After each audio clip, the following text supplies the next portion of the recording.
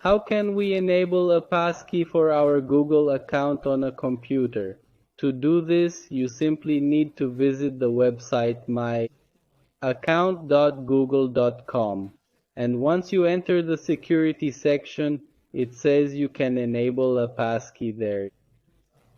Click on it, and very easily, after you have clicked on it, it asks for the password you set for yourself again for security reasons above.